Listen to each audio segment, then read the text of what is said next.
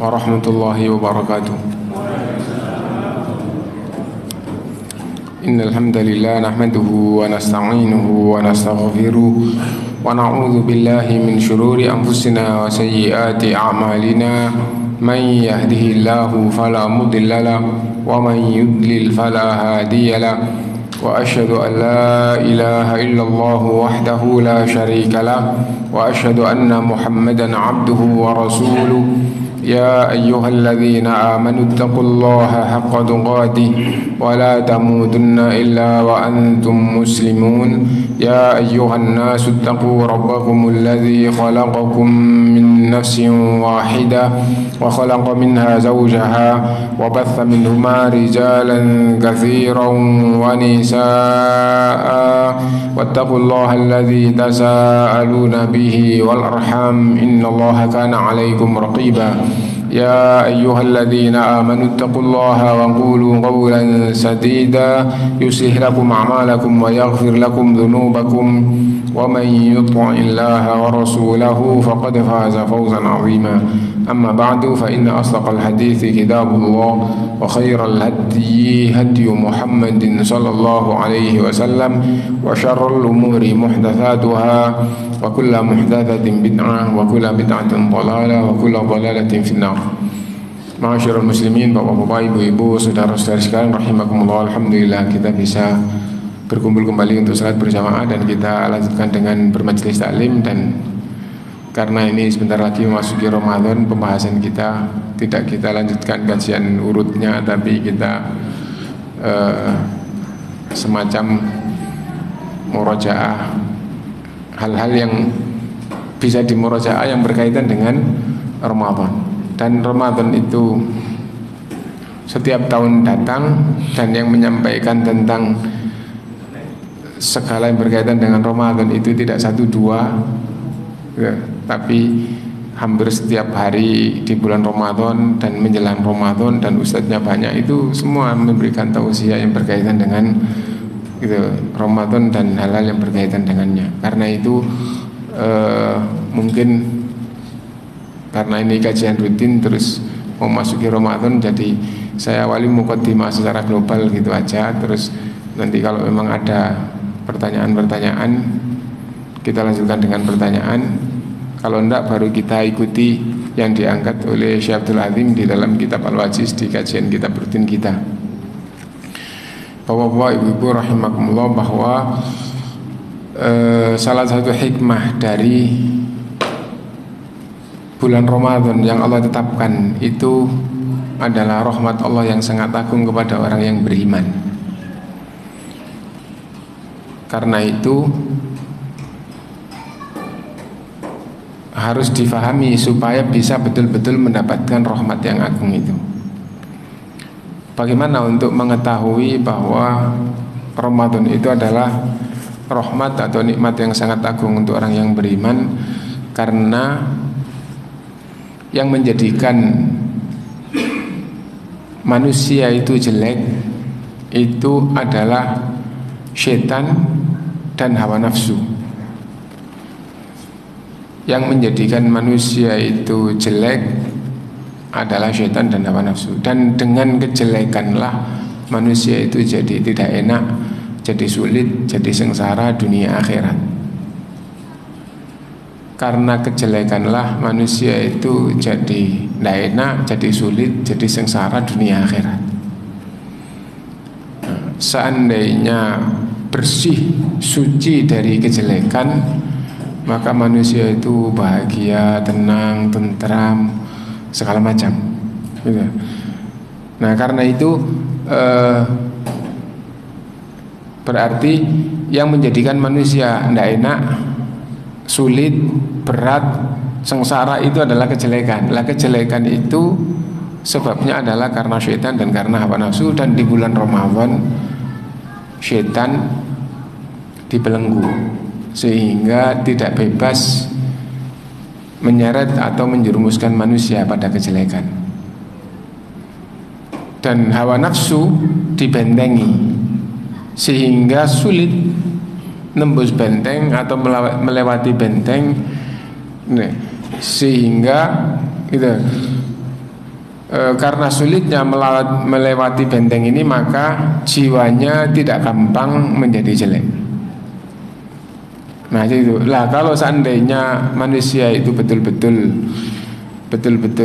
ngikuti, maka di bulan Ramadan itu pasti menang. Kenapa? Setannya dibelenggu, nggak bebas. Masih bisa ganggu, tapi kan manusia yang beriman kan punya iman. Nah, dan hawa nafsu yang menjadikan manusia itu didorong jelek, dibentengi, akhirnya juga tidak seberapa dorongan kepada kejelekan. Nah karena itu kalau dia itu beriman dan kepingin baik, maka gampang mendapat kemenangan. Itu di bulan Ramadan. Kalau ayat-ayat secara umum, manusia itu umumnya kafir, umumnya fasik. Sedikit yang beriman dengan benar, sedikit yang pandai bersyukur, sedikit yang taat, sedikit. Jadi kayak itu sifat sebab. Tapi khusus untuk di bulan Ramadan ditunjukkan sedemikian rupa, karena itu nikmat yang sangat besar. Karena itu hendaknya setiap orang yang beriman ketika memasuki bulan Ramadan betul-betul menyadari dan mempersiapkan bagaimana supaya bisa beruntung, bisa berhasil di bulan Ramadan yang dengan kalimat singkat yaitu takwa. La'allakum tattaqun, supaya kalian bertakwa. Nah, ini yang pertama. Jadi yang berkaitan dengan kemenangan dari terjerumuslah kepada ketidakbaikan atau kepada kejelekan. Itu yang pertama. Yang kedua, bulan Ramadan dikenal dengan syahrul ibadah. Ungkapan secara umum. Kenapa? Karena dijadikan oleh Allah SWT bagi orang yang perhatian di dalam ibadah bulan Ramadan, maka diberi nikmat oleh Allah yang dinilai ibadah sepanjang selama 1 bulan ini, siang malamnya. Ramadan itu siang harinya. Nah itu orang berpuasa, puasa itu ibadah kepada Allah SWT. Berarti itu satu putaran itu kan siang malam. Siangnya digunakan untuk puasa, malamnya ada ibadah yang ringan. Sebenarnya ringan itu ya, kalau orang itu berpikir itu, yaitu tarawih. Dan kalau dia itu mau menjalankan dengan benar, akan dicatat oleh Allah seperti qiyam semalam.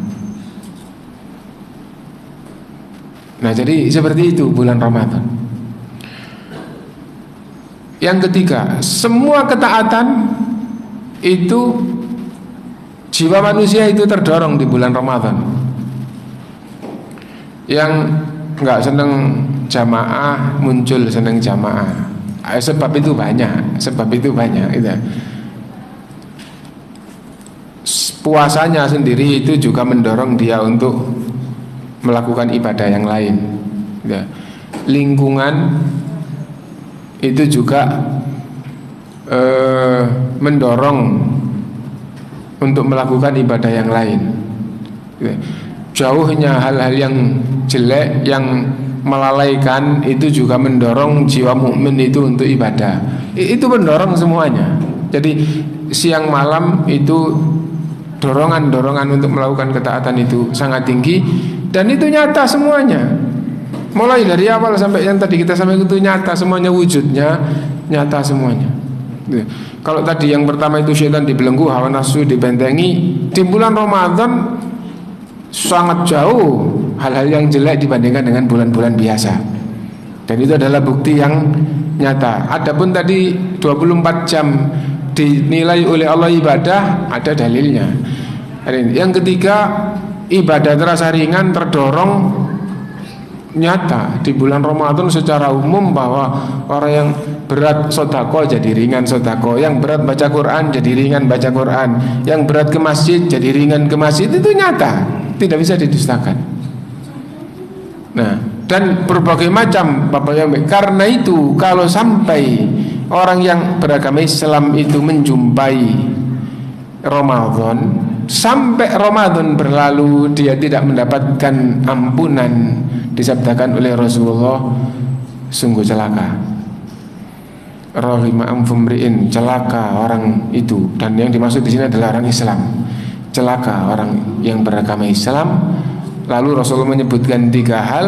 Yang ketiga itu celaka orang Islam yang menjumpai Ramadan sampai berlalu dan ia masih belum dapat ampunan.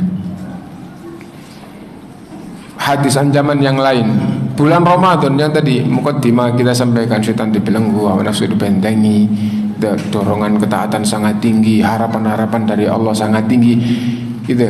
Tidak mendapatkan kebaikan Ramadan, maka diancam oleh Allah tidak akan mendapatkan kebaikan di luar bulan Ramadan.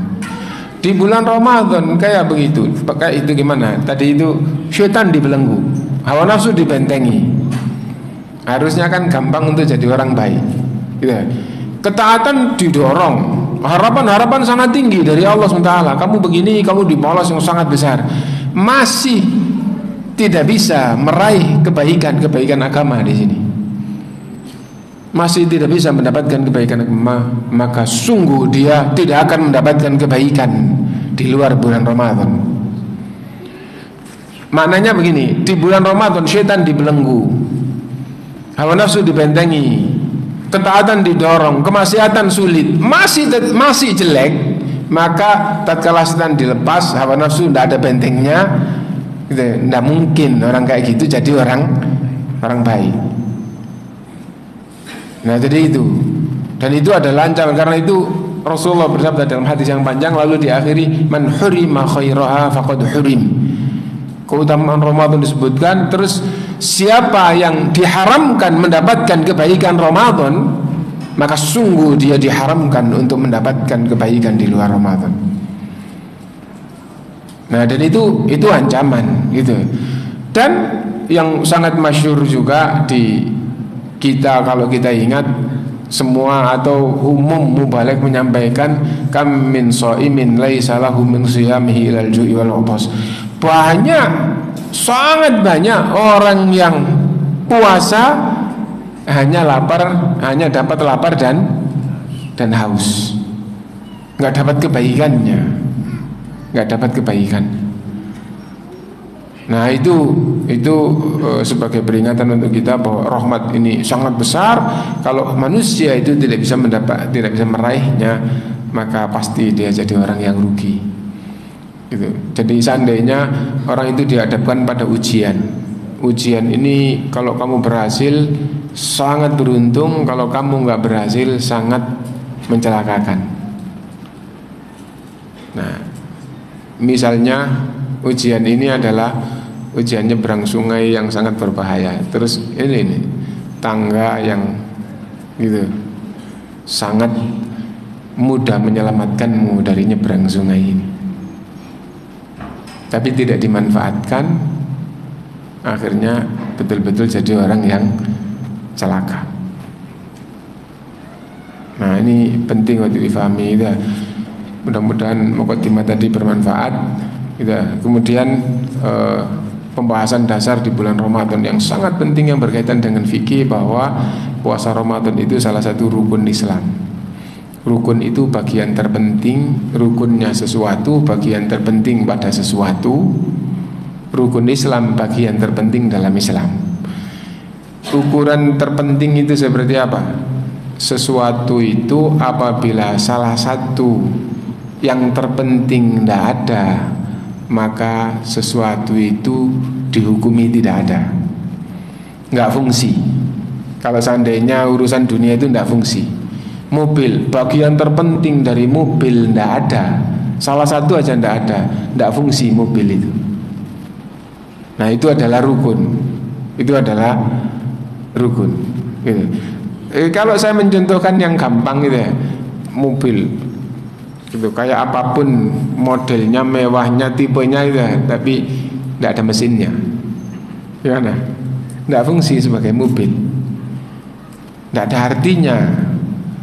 Mobil itu sebagai mobil, tidak ada artinya sebagai mobil.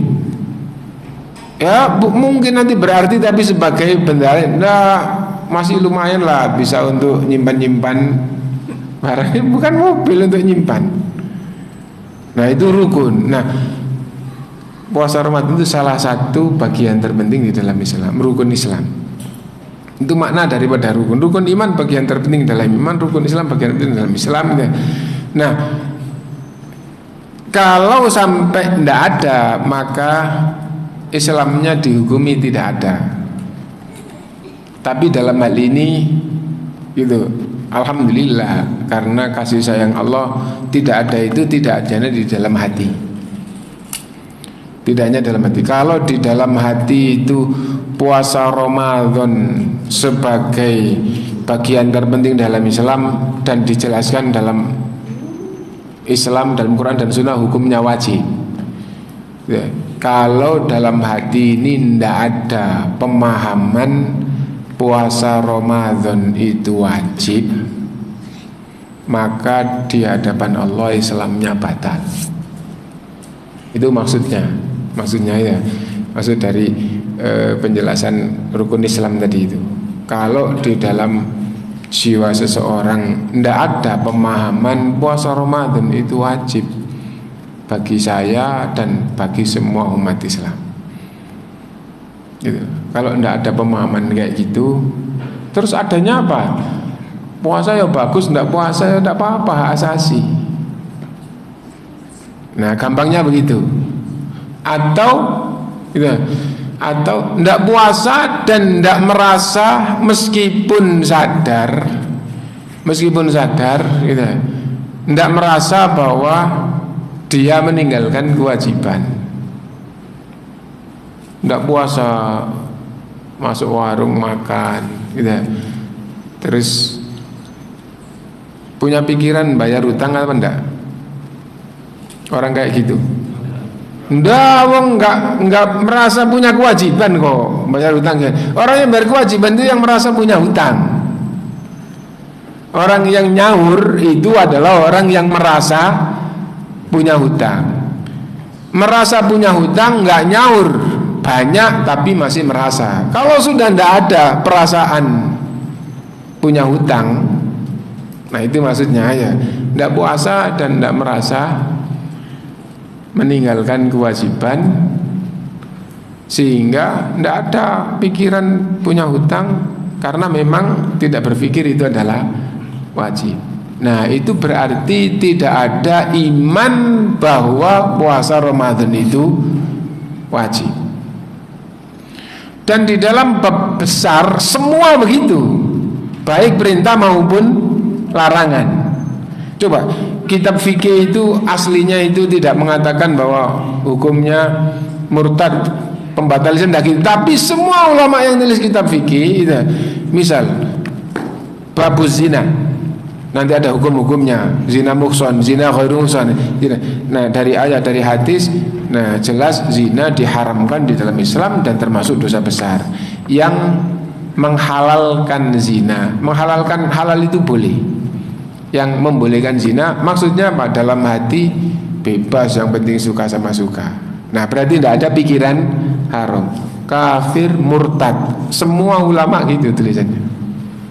Kenapa? Karena bab besar baik perintah maupun larangan gitu. Maka orang yang beriman itu harus mengikuti seperti apa firman Allah. Harus mengikuti firman Allah SWT gitu. Kamu beriman, dia beriman bahwa Quran kitab Allah, beriman bahwa Quran adalah kitab Allah. Kalau kamu tahu, hati harus gitu. Kalau hati tidak kayak gitu, berarti namanya tidak beriman. Nah kita puasa juga kayak gitu. Jangankan puasa, jangankan tadi larangan berzina, mencuri aja itu yang lebih ringan. Kenapa? Mencuri kan hanya dipotong tangan gitu. Berzina itu kalau udah menikah kan dilempari batu sampai mati, kan lebih berat dong ya.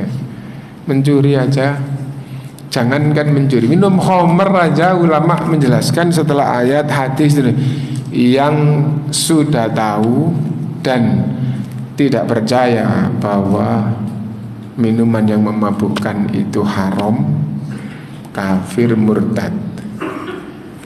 Nah jadi itu iman tidak percaya itu. Nah kalau itu tidak ada, maka Islamnya dihukumi oleh Allah tidak ada. Kalau mati dikumpulkan bersama orang-orang yang bertuhankan batu, menyembah batu di neraka selama-lamanya.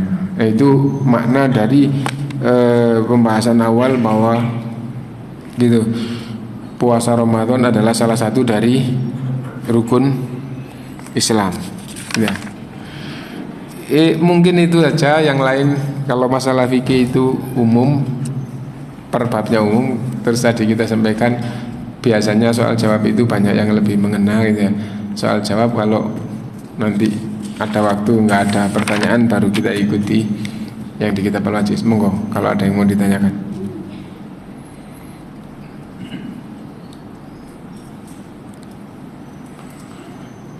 Nggih. Puasa sikat gigi bagaimana? Makruh. Sedang puasa sikat gigi hukumnya makruh. Karena itu berusaha sikat giginya menjelang subuh, nanti sikat gigi lagi itu setelah maghrib. Adapun siwak yang tidak pakai pasta gigi, tidak pakai berkumur, siwak yang tidak pakai pasta gigi, tidak pakai berkumur, maka sunnahnya diperintah memperbanyak atau mempersering 50 kali atau lebih. Bahkan sahabat itu ada yang sehari tidak terhitung, dalam sehari menghitung siwaknya Rasulullah di bulan Ramadan itu sampai tidak terhitung. Kenapa? Gitu. Mau bicara siwak, akhirnya ngomong selesai siwak. Duduknya Rasulullah SAW zikir agak lama siwak. Terus itu datang ke misalnya kalau di masjid keluar siwak. Mau masuk rumah siwak. Keluar rumah siwak. Di masjid mau masuk masjid siwak. Nah, tapi siwaknya siwak yang tidak pakai air, tidak pakai berkumur, ya otomatis tidak pakai pasta gigi gitu ya. Nah, adapun berkumur kalau dibutuhkan boleh, tapi tidak boleh dalam-dalam, tidak boleh kuat-kuat. Wudu kan dibutuhkan berkumur, ya berkumurnya ringan-ringan aja, berkumur. Nah, dan yang sikat giginya pakai pasta, berkumur dalam-dalam di bulan Ramadan dilarang, tapi semua ulama berpemahaman larangannya adalah makruh. Berkumur dalam, berkumur kuat itu dilarang, tapi difahami oleh semua ulama dan pemahaman semua ulama itu ijma itu pasti benar. Ya, larangan itu adalah makruh. Nah itu tidak membatalkan puasa, tidak haram. Nah, berkumur mendalam, berkumur kuat. Lah sikat gigi pakai pasta otomatis menuntut berkumur yang dalam, maka hukumnya adalah makruh. Nah itu. Nah itu yang berkaitan dengan sikat gigi. Nah kalau gitu berarti sangat bagus. Misalnya biasanya Ramadan banyak yang memberi bagi-bagi siwak ya, itu pahala gitu. Dan yang diberi gitu ya, kalau Anda itu nggak gampang buang, kemarin diberi, sekarang sudah hilang, terus nggak pakai siwak lagi, ada bagi-bagi lagi, nerima atau ngambil lagi, tapi besok hilang lagi. Nah itu jangan disia-siakan gitu. Anda gunakan, seandainya Anda yang beri lagi ya tidak apa-apa, tapi kalau nggak ada jadi 1 bulan, maka insya Allah Anda banyak pahala, yang memberi juga banyak pahala. Tapi kalau dipakai sekali 2 kali terus hilang, yang memberi juga gak rugi. Karena apa? Karena waktu memberi itu pahalanya sudah cukup besar. Cuman akan lebih besar lagi pahalanya kalau dipakai terus. Nah itu. Dan Anda yang pakai juga pahalanya terus. Nah itu siwak ya. Dan kayu siwak yang biasa kita dapat itu manfaatnya sangat banyak gitu ya. Manfaatnya sangat banyak. Dan paling tidak Kalau sekedar manfaat zahir sekilas itu ya, kalau bapak puasa terus pakai tisu atau pakai kain terus diginikan ya, itu rasanya insya Allah nggak jauh-jauh dengan siwak. Tapi ini dipakai 2 kali nanti nggak tahan, apalagi 5 kali. Tapi kalau siwak itu dipakai sebulan itu tetap gitu, dipakai tetap segar. Nah itu kan salah satu perbedaan yang gampang dan tidak pakai nalar panjang-panjang gitu. Nah jadi itu. Nah ada lagi yang lain? Terkait perbedaan waktu adzan gimana? Itu subuh atau maghrib? Subuh kalau kan diakhirkan pas sahur juga maghrib punya harus dicepatkan. Nah waktu perbedaan antara masjid satu dengan masjid yang lain. Mensikapi perbedaan masjid satu masjid lain baik subuh maupun maghrib gitu ya, itu kita ikut yang mana gitu ya.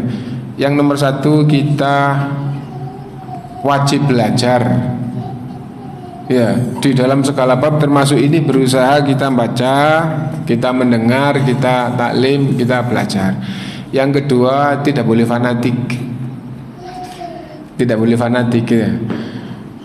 Nah jadi itu fanatik itu tidak mau dengar, tidak mau menerima, nggak mau berubah kalau nggak dari golongannya, kalau nggak dari kelompoknya, kalau nggak dari bapaknya, kalau nggak dari, nah itu namanya fanatik ya.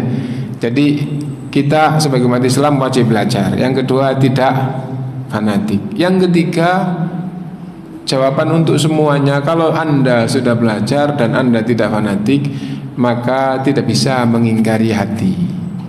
Karena itu kalau hati Anda, mohon maaf ya, misalnya organisasi, hati Anda Muhammadiyah, Anda ikut Muhammadiyah. Hati Anda NU, ikut NU. Kenapa? Karena manusia itu tidak bisa mengingkari hatinya ya. Nah terus misalnya begini, ini bukan masjid Muhammadiyah, tapi saya sedang di sini. Adzannya kok maghrib duluan. Aku nggak minum ya ndak enak, tapi hati saya itu ini belum maghrib. Karena apa? Saya sama dengan di masjid itu. Anda mengingkari diri Anda sendiri. Nah jadi itu. Ya paham ya. Akhir-akhir ini kan di Muhammadiyah itu mengatakan subuhnya mundur 8 menit, antara 8 sampai gitu ya. Akhir-akhir ini kan muncul gitu, dan mengatakan saudara-saudara kita di salah satu aktivis dakwah atau salah satu komunitas dakwah itu lebih dulu menyampaikan, dan bahkan lebih dari 8 menit sampaikan itu ya. Nah sekarang seandainya hatinya betul-betul mantap di situ, Anda tidak boleh tidak belajar. Anda harus belajar supaya betul-betul beragama pakai dasar, dan tidak boleh fanatik. Sudah belajar tidak fanatik, terus misalnya ini sudah adzan subuh, rumahnya di depan, gitu, dia masih makan. Kenapa? Karena keyakinannya ikut. Tidak apa-apa, tidak apa-apa gitu. Nah jadi kayak gitu. Itu karena itu jangan terlalu bermasalah dengan perbedaan orang. Yang penting kita belajar dan kita tidak fanatik. Yang pasti benar adalah ibadah yang berdasarkan dengan Quran dan Sunnah. Dan alhamdulillah ciri khas kita itu taklim, ngaji Quran dan Sunnah. Beda-beda, yang penting saya sudah taklim ada dasarnya kok. Orang lain seandainya beda ibadahnya yang dengan kita, kalau seandainya salah, yang parah itu bukan salah ibadahnya, yang parah itu adalah tidak mau taklim. Ibadahnya kayak apapun, kalau nggak taklim itu nggak atas dasar ilmu. Nah jadi yang nomor 1 itu adalah, dan berubahnya umat itu dengan taklim. Berubahnya umat itu dengan taklim. yang aktif ibadah, yang punya amalan kesyirikan tidak berubah. Kenapa? Karena tidak taklim. Nah jadi kayak gitu. Karena itu nomor satu adalah terus belajar. Nomor dua tidak fanatik. Fanatik itulah yang menjadikan ilmu dan hidayah tidak masuk. Wa idza tutla alaihim ayatuna wa idza qila lahum ittabi'u ma anzalallah. Surat Luqman. Wa idza qila lahum ittabi'u ma anzalallah, apabila diserukan pada mereka ikutilah ayat yang Allah turunkan, qalu bal nattabi'u ma alfaina bal nattabi'u ma wajadna alaihi abaana. Kalau di surat Luqman wajadna gitu. Yang kami ikuti, yang kami dapati pelajaran dari bapak-bapak kami. Kalau disuruh ikut ayat terus saya belajar dari bapak begini kok, nggak mau ikut, itu namanya fanatik. Ada ayat, ada ayat dipelajari, akhirnya ya apa ya kok beda dengan ayat. Nanti hati pasti kayak gitu. Anda beriman bahwa Al-Quran kitab suci, hadis sahih, Anda beriman kalau Anda punya jiwa beragama atas dasar Quran dan Sunnah. Quran dan Sunnah itu ilmu, beribadah atas dasar ilmu pasti. Kalau ada ayat gini, akhirnya gampang ikut ayat. Nah jadi itu. Jadi kalau sudah berusaha belajar terus nggak fanatik, nggak bisa dihingkari hati orang. Kenapa? Orang itu seukuran dengan ilmu yang masuk kepada dirinya. Nah yang keempat, yang penting untuk kemaslahatan, jangan menimbulkan fitnah. Jangan menimbulkan fitnah. Kenapa? Menimbulkan fitnah itu tidak malah mengurangi kejelekan dan tidak menambah kebaikan, bahkan menambah kejelekan dan menghilangkan yang baik. Tidak ada manusia sempurna. Tapi kalau yang dilakukan itu yang menimbulkan fitnah, kejelekannya bertambah, kebaikannya nanti akan hilang. Seberapa? Seukuran dengan fitnah itu. Nah karena itu jangan gampang-gampang menimbulkan fitnah. Nah jadi gitu. Nah mudah-mudahan bermanfaat jawabannya. Ada lagi yang lain?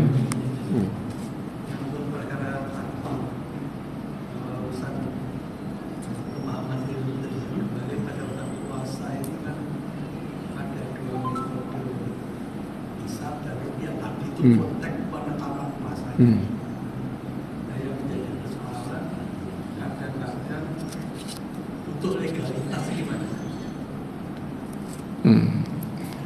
Betul, legalitas dari siapa? Ya, artinya kadang-kadang Pak Tawo, ya dalam hal ini saya menyebut kalau harus menunggu penetapan pemerintah kita itu logikanya tambahan penetapan pemerintah ini.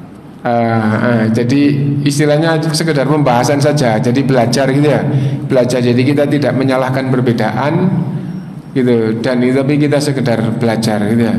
Kalau pembahasan ulama ahlu sunnah 4 mazhab, dan meskipun tidak bermadzhab tapi kembali kepada Quran dan Sunnah gitu, semuanya pakai ru'yah, itu pun tidak bersatu, itu pun ada perbedaan. Jadi sekarang kalau jumlah di dunia beragama yang paling besar yang bukan Syiah itu adalah mengikuti 4 mazhab ya. Dan itu termasuk penjagaan Islam. Mazhab Syafi'i, mazhab Hambali, mazhab Maliki, mazhab Hanafi di seluruh dunia selain Sunnah hampir semuanya yang nggak bermadzhab pun akan nanti sama dengan salah satu dari mereka. Bedanya kalau nggak bermadzhab itu mana yang lebih kuat yang diikuti, mana yang lebih dekat ke hadis yang diikuti, secara umum seperti itu. Nah, semuanya pakai ru'yah, tidak ada dalil pakai hisab. Apa enggak ada hisab dalam Quran? Ada hisab dalam Quran, di dalam hadis ada, tapi bukan untuk menetapkan tanggal 1 Ramadan. Itu kalau pembahasan di dalam kitab ulama. Lalu muncul sangat kuat tentang hisab. Kenapa? Karena ilmu akal itu sangat maju, sehingga yang lebih jauh dari itu, yang lebih samar dari itu bisa diketahui hampir pasti benar. Ngapain gitu aja kok diragukan? Nah, akhirnya orang-orang yang kayak begini itu mantap sekali dengan hisab. Mantap sekali dengan hisab itu. Misalnya bagaimana? Misalnya urusan bulan. Untuk menentukan bulan itu di sini jam segini, itu sekian tahun yang akan datang itu bisa. Ngapain? Tentukan bulan depan, 2 bulan lagi gitu aja kok diragukan. Nah, itu. Matahari juga kayak gitu. Nah, akhirnya mereka betul-betul mantep pakai hisab, nggak kembali ke tadi itu. Nah, dan hisab di dalam Al-Quran ada jalannya matahari. Itu salah satu faedahnya adalah lita'lamu adadas sinina wal hisab, supaya kalian mengetahui bilangan tahun dan mengetahui hisab. Nah, itu hanya saja dalil untuk menentukan 1 Ramadan itu sama sekali tidak ada hisabnya di zaman Nabi SAW, dan di zaman Khulafaur Rasyidin sampai selesai itu tidak ada. Semuanya selalu pakai ru'yah. Hanya seperti itu. Nah, dan kalau tadi yang pakai ru'yah sendiri itu ada perbedaan, yaitu ittihadul matoli sama ta'addudul matoli, ru'yah internasional atau ru'yah nasional gitu. Yang pakai hisab sendiri itu juga berbeda. Kalau ketinggiannya cuma sekian derajat apa ditetapkan, itu juga berbeda satu dengan yang juga sama perbedaan ya. Itu. Kemudian yang berkaitan dengan yang banyak muncul baru, ikut pemerintah. Seperti apa pembahasannya? Nah, itu yang belum banyak dibahas sekarang, monggo didengarkan sebentar ya. Pembahasan menetapkan 1 Ramadan pakai ru'yah itu dibahas di dalam kitab ulama untuk menetapkan tanggal 1. Hisab dibahas oleh ahlinya untuk apa? Untuk menetapkan tanggal 1. Ya. Terus yang kurang dibahas itu adalah itu dasar untuk menetapkan tanggal 1. Siapa yang berhak menentukan? Itu yang kurang dibahas. Nah, di dalam hadis ada sahabat datang kepada Rasulullah SAW, ya Rasulullah, inni ra'aitul hilala, sungguh saya melihat hilal. Rasulullah SAW, ya Bilal, kum adzin falyasumu ghadan. Wahai Bilal, bangkit, kumandangkan besok puasa. Berita dari mana? Dari satu sahabat. Langsung dia besok puasa karena sudah melihat hilal, langsung gitu? Enggak, lapor ke Rasulullah. Lalu Rasulullah SAW memerintahkan Bilal untuk memandangkan. Dan pada waktu yang lain ada satu sahabat, lafadznya persis, datang kepada Rasulullah, beda sahabat, ya beda sahabat, beda waktu. Ya Rasulullah, inni ra'aitul hilala. Wahai Rasulullah, sungguh saya melihat hilal. Ternyata Rasulullah SAW jawabannya beda. Man ma'ak, siapa yang bersamamu? Nggak langsung diterima oleh Rasulullah. Nggak bisa jawab. Akhirnya balik sahabat ini. Ternyata beberapa lama datang lagi membawa sahabat, wahai Rasulullah, dia mengkabarkan bahwa dia melihat hilal. Akhirnya dia berkata, na'am ya Rasulullah, inni ra'aitul hilal. Benar wahai Rasulullah, sungguh saya melihat hilal. Akhirnya dikumandangkan bahwa besok tanggal 1. Berarti yang menetapkan adalah Rasulullah.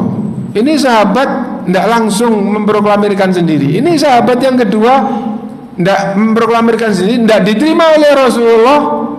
Kok diterima? Ya saya sudah lihat ya, saya besok begini. Tidak gitu ternyata. Akhirnya ada pemahaman, yang berhak menetapkan adalah pemimpin. Yang berhak menetapkan adalah pemimpin. Nah, itu akhirnya ada pemahaman, ya. Pemahaman. Karena itu tadi itu yang penting kita belajar, jangan fanatik. Setelah itu Hati tidak bisa diingkari. Oh itu ngajaknya sama pemerintah, yang ini ngajaknya ru'ya golongannya, yang ini ngajaknya hisab.